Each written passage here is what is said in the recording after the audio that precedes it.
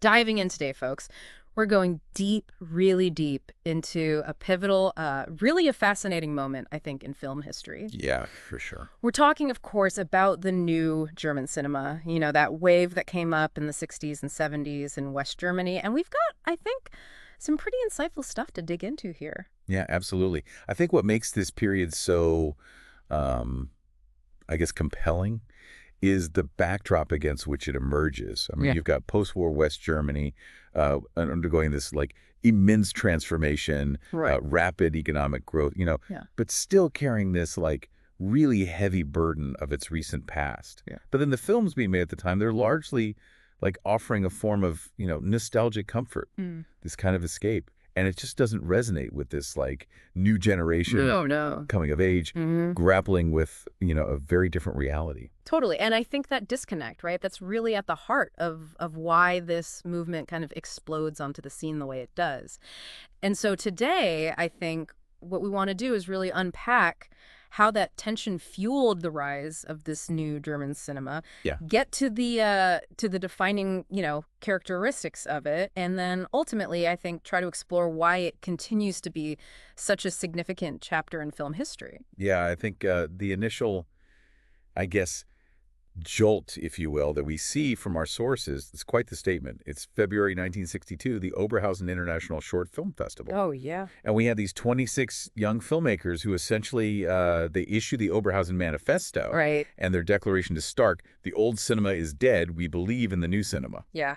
Let's unpack that for a second, because it's not just like, hey, we have some, fresh ideas. This is a full-on rejection Oh, yeah. of the cinematic landscape, the kind of often sentimental Heimat film. Right, yeah. The films that idealized a very specific, often rural notion of homeland. And it's a demand, a very strong demand for something radically different. It is. They're calling for a cinema that's intellectually rigorous, deeply engaged with the social realities of the time, and very driven by, the artistic vision of the director, of the auteur. Absolutely. And you see that they're carrying this responsibility to grapple with the complexities of their era, to address, the issues they see around them with honesty and critical thought.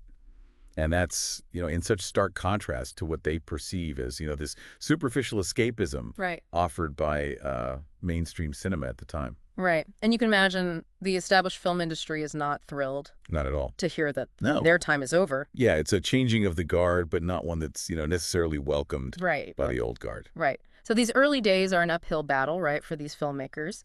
But then a crucial turning point comes in 1965. With the establishment of the Curatorium Junger Deutscher Film, the Young German Film Board. And what's so fascinating here is the impact of this institution, right? It's funded by the federal states, and it provides this vital lifeline. Oh, wow. Offering loan-based financial support specifically for, first-time filmmakers. Yeah. Often very unconventional filmmakers. Right. And so this infusion of funds is absolutely critical because it allows these, fresh, bold voices to actually translate their ideas into films. And it's this amazing example of how, I guess, targeted support can really ignite a creative movement. Yeah, it's amazing how that kind of backing can really be a catalyst for such a significant, shift. And so throughout, the late 60s and 70s, we see some really groundbreaking directors begin to emerge, right? Filmmakers with very distinct styles, very distinct concerns. Yeah. But as our sources point out, united by this core commitment to artistic integrity and a very critical, engagement with the world around them. And I think often considered the intellectual cornerstone of the new German cinema. Yeah. Leading that charge is Alexander Kluge. Kluge, fascinating figure. He is this background in law, right, and the significant influence of the Frankfurt School, that group of thinkers known for their critical analysis of culture and society. He really approaches filmmaking as this profound form of intellectual exploration. He does, and his films are certainly not your typical straightforward narratives. No. Highly experimental structures, a deliberate and thought-provoking blend of fiction, documentary elements, right, philosophical voiceovers that directly address the viewer. Yeah. Even the use of intertitles that interrupt the flow and force you to reflect. Yeah. It's meticulously designed to make you think critically, to actively engage your intellect.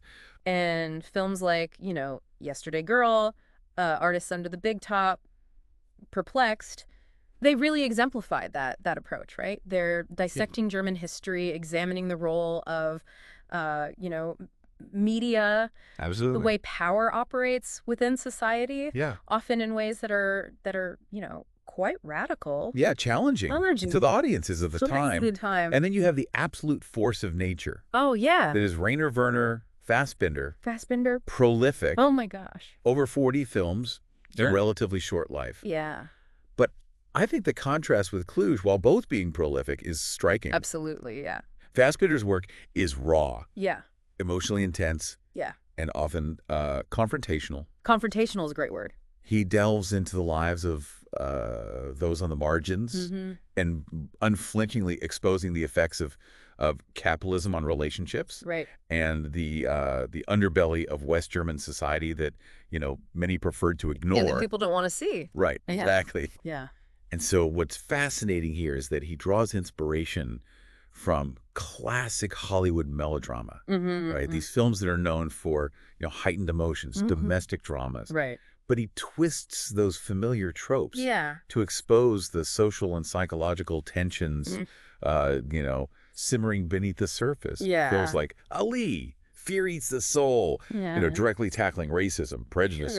The monumental Berlin Alexanderplatz, a deep exploration, often bleak, of urban alienation. Yeah. And then we have Werner Herzog, a visionary filmmaker, often associated with these epic, almost mythical journeys through extreme and unforgiving landscapes. Herzog's films possess a very singular quality. They do.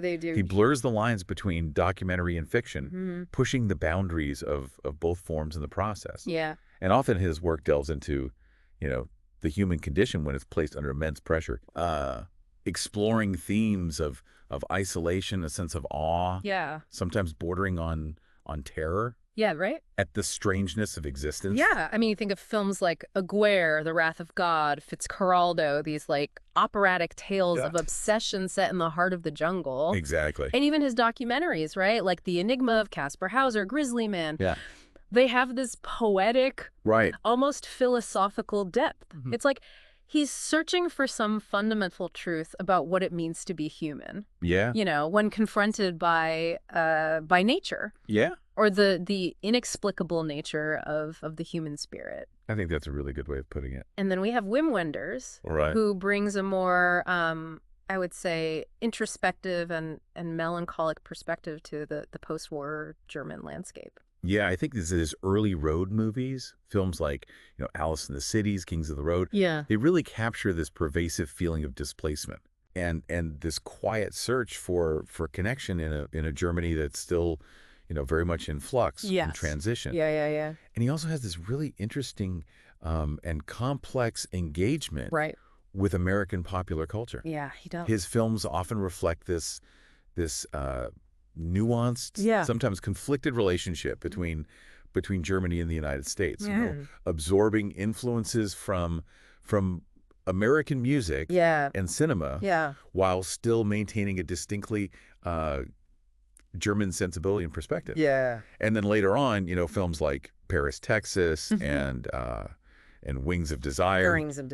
Achieve, significant international acclaim. Right. Showcasing his distinctive visual style and an understanding of these, universal themes of alienation. Yeah. The search for meaning in a modern and often fragmented world. It's also important, incredibly important, to highlight the contributions, of female filmmakers within this movement. Yeah. And Margarethe von Trotta is a true pioneer. She is. In that regard. Yeah, von Trotta's work provides these essential perspectives on women's lived experiences within a society that's, still largely structured by patriarchal norms. Yeah. Her films frequently explore themes of sisterhood, various forms of political activism, and the deeply personal and often challenging consequences of broader political ideologies on individual women's lives. Right, yeah. And so you see films like The Lost Honor of Katharina Bloom, which she co-directed,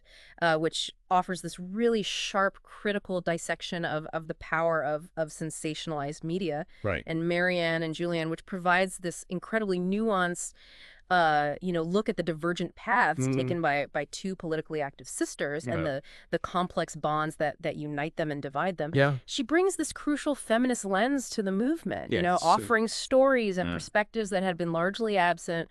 Absolutely. And then we have Volker Schlendorf, who's particularly recognized for his skill in adapting significant literary works to the screen. Yes. And for his insightful engagement with historical and political themes. His Oscar-winning adaptation of Gunter Grass's The Tin Drum is probably his most widely known work. Yeah.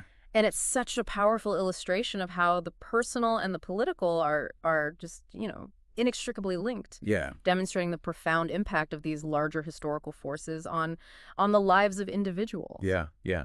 And it's fascinating to note that the new German cinema isn't just a handful of isolated individuals, right? It's a vibrant ecosystem of talent. Right. It's a movement. It's a movement. Yeah. And so we should also mention figures like Edgar Wright's, whose monumental Heimat cycle, while unfolding over a longer period, shares that fundamental commitment to examining German history through personal stories. And Hans-Jürgen Seiberberg with his highly theatrical, often allegorical explorations of German myths and history, really pushing the boundaries of cinematic form. And let's not forget the duo, Jean-Marie Straub and Danielle Willet, whose minimalist and often challenging style, really questioned conventional narrative structures. Absolutely. And other significant female voices like Helma Sanders-Brahms, who offer powerful, often deeply personal insights into women's experiences in post-war Germany. And then Ulrike Ottinger with her visually flamboyant, often surreal explorations of gender, sexuality, and diverse cultural landscapes. So, I mean, with this incredible range of individual voices and styles, what were some of the unifying threads that held this movement together? What were the common concerns? The fundamental stylistic approaches that defined this new German cinema as a whole? Well, I think absolutely central to much of the new German cinema was this concept known as Vergangenheitsbewältigung. Yeah. And this is a really crucial term. It essentially means coming to terms with the past. Right. And specifically in the context of post-war Germany, it represents this profound and often painful need to openly grapple with the horrors of the Nazi era and its enduring and often unspoken impact on German society. Right. They're confronting the silence, the pervasive sense of guilt, and the unacknowledged consequences of that history. It's heavy stuff. It is. But absolutely crucial to understand, I think, the motivations behind this movement. Absolutely. And it goes hand in hand with a really deep and often scathing critique of contemporary West German society. Yes. So they're not just looking backwards. They're not. They're looking at the present. And they're not pulling any punches. No, so there's a very critical eye turned towards, the burgeoning culture of consumerism. Yeah. The often stark social inequalities that were, masked by the economic miracle and a direct challenging of the prevailing, conservative political climate. Right. And they actively seek to give a voice to those who are marginalized, often ignored by mainstream society. And stylistically, the emphasis on the auteur is key here, right? Yeah. This idea of the director as the primary creative visionary, as the driving force. The auteur theory. Yeah, very much inspired, I think, by the French New Wave. Absolutely. Right. These filmmakers are crafting deeply personal visions, imbuing their work with their own distinctive styles, their own thematic preoccupations, and often unconventional approaches to storytelling. Yeah. And they're certainly not afraid to experiment with narrative and cinematic form. Forget your neat and tidy linear storytelling. Yeah, you've got fragmented narratives, non-linear timelines that jump around in time. Right. Unconventional, often jarring editing techniques. Yeah. All in service of exploring these complex themes in more nuanced and thought-provoking ways. Yeah.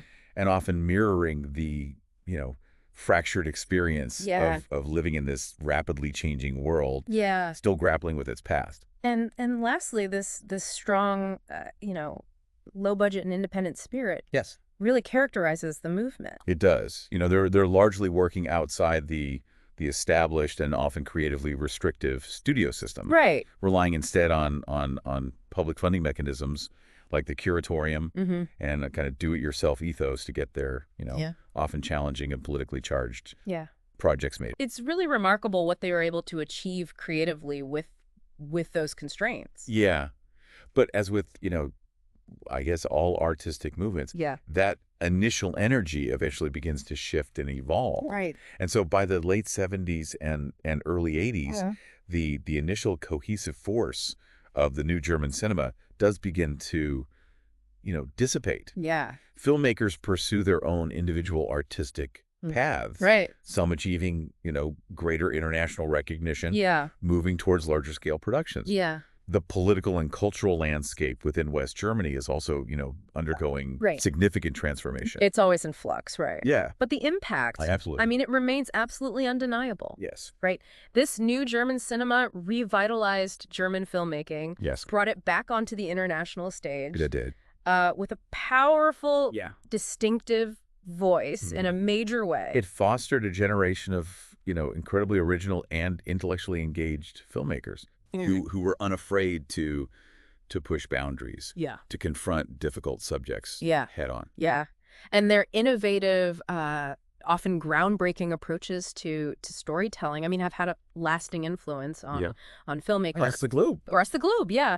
And perhaps most significantly, as our sources kind of underscore, the new German cinema played this really crucial role in Germany's, ongoing process of coming to terms with its past. Absolutely. Right? By breaking the silence, by confronting those uncomfortable truths on screen, they contributed to, I think, a far more critical and nuanced understanding of German identity. They did. In the post-war era. And it sparked debate. It did. Forced this kind of reckoning with history. Right. Right. They harnessed the power of art to really grapple with history in a way that few others did. Exactly. So as we reflect on this deep dive into the new German cinema, really consider this power of art. Yeah. Specifically the art of film to confront a nation's history and to shape its present and its future. Yeah. What contemporary societal issues do you think might benefit from a similar kind of unflinching, artistically driven examination today? It's a great question. It's a question to ponder, yeah. Yeah. All right, well, that's our deep dive for today. A fascinating one. A fascinating one, yeah. A really important one. Absolutely, for sure. Thank you for joining us. Thank you.